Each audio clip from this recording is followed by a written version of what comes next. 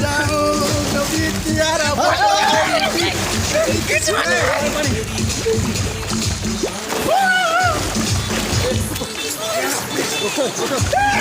कौन नागर बुआ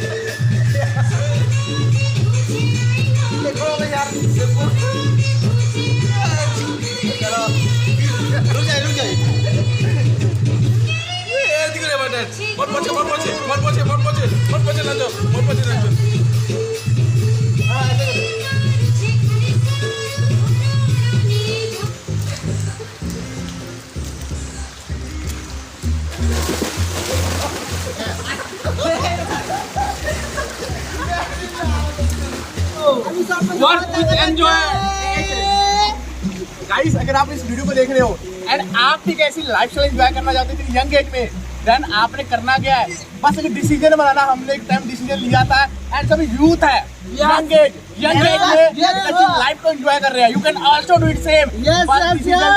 और लाइफ को चेंज कीजिए।